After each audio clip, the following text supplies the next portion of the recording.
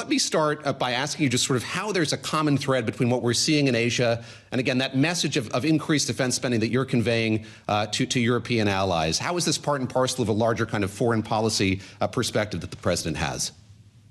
Yeah, well, first it started with Donald Trump being elected last November and saying early on after his election that all of our allies, especially our NATO allies, needed to boost their spending to 5% of their gross domestic product.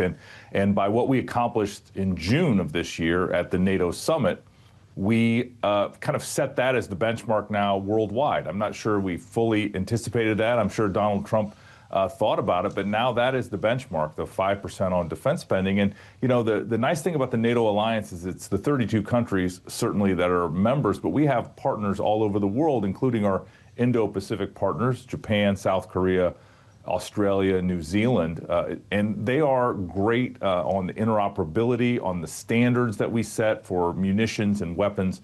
And so it's sort of being inculcated across all U.S. allies. And this is really good news, not only for the strength of the United States and our alliances, but it's also good for our weapons and defense industry, but it's also good for all of our allies, because that strength is going to allow all of us to project power and, you know, and obviously address any threats, whether it's, you know, the Chinese threat, whether it's the Russian threat, or whether it's other threats that are maybe not as symmetrical.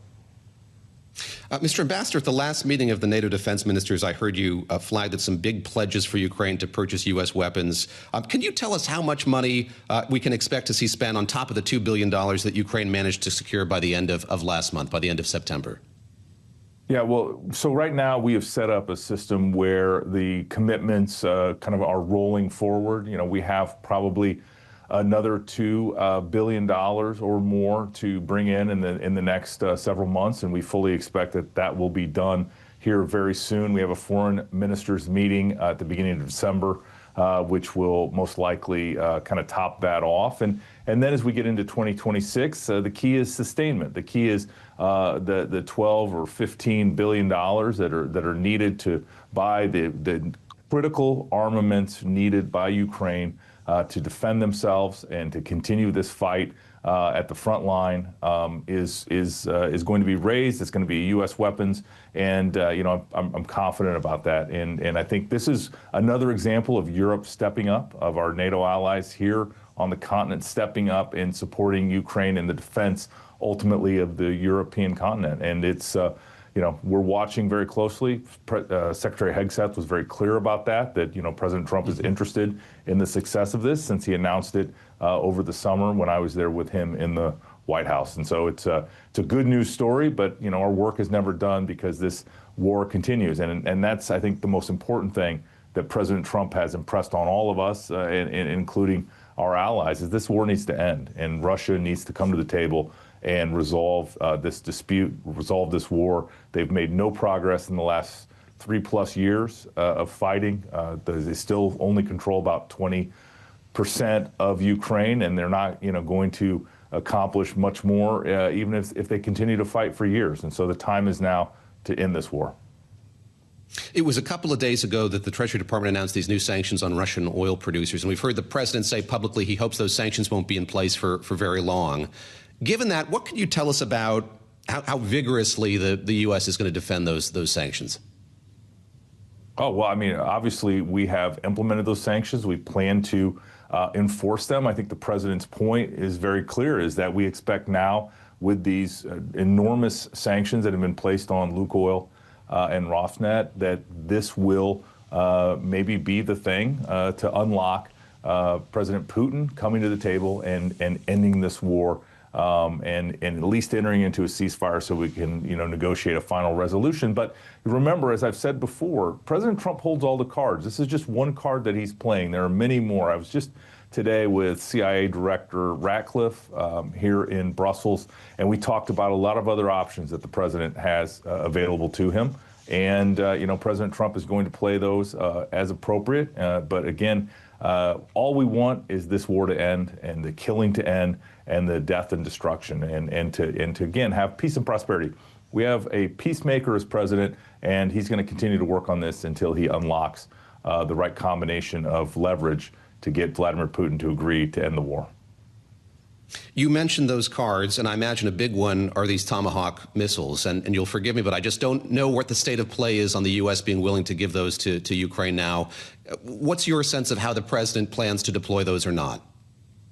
Yeah, well, obviously that is ultimately President Trump's decision. You know, deep strike capabilities are not just available from the United States. There are other countries that are helping Ukraine that can provide those to be used on the battlefield. And we've already seen Ukraine developing its own, whether it's long-range drones or whether it's their Flamingo missile. There is all sorts of ways that long-distance strikes can be brought to the oil and gas infrastructure of Russia and their weapons and armaments manufacturing, no matter how far it may be behind the main line of contact. And so, you know, we're going to obviously keep some of those things close to the vest. President Trump is going to continue to look at whether Tomahawks are necessary or whether there are other opportunities for other countries to provide long-range strikes. We see the European Union struggling to kind of come to an agreement on the use of frozen Russian central bank assets to back a loan to Ukraine. And I wonder sort of what the U.S.'s perspective on that is as you have conversations with European diplomats. Is the U.S. ready to kind of move in tandem with European nations to use those frozen Russian central bank assets to back a loan to Ukraine? Yeah, well, what we really want is our European and NATO allies to move at the same time as the United States. In this case, we'd like the EU to move first. I mean, there's $140 billion that could be used to help Ukraine, whether it's on the battlefield or whether it's with their economy and with other needs that they have as a country. But, you know, this is an opportunity, really, and we've been encouraging the EU to make this move. We were disappointed that they didn't at this last meeting, but there's another meeting coming up in about a month where I think they'll have an opportunity. And they're just my observations from, you know, here in Brussels, it's across, you know, town, but is that they continue to try to make sure that they have all their pieces and parts lined up so that they can feel confident to make this move. Obviously, Belgium, where I'm sitting right now, has some concerns, but I think those will ultimately be resolved. And this would be another opportunity to bring Russia to the table, to negotiate and to resolve and end this war. We've got about a minute left, and I want to ask you about the news that just broke that Prime Minister Netanyahu of Israel has authorized powerful strikes on Gaza and certainly calls into question the integrity of the ceasefire that's been in place there. Of course, this isn't your remit specifically, but it does play into kind of foreign policy and international politics more generally. How are you thinking about the path forward here, the fragility of that ceasefire and what it means for stability in the region? Yeah, well, we obviously were very proud that President Trump was able to make this historic ceasefire.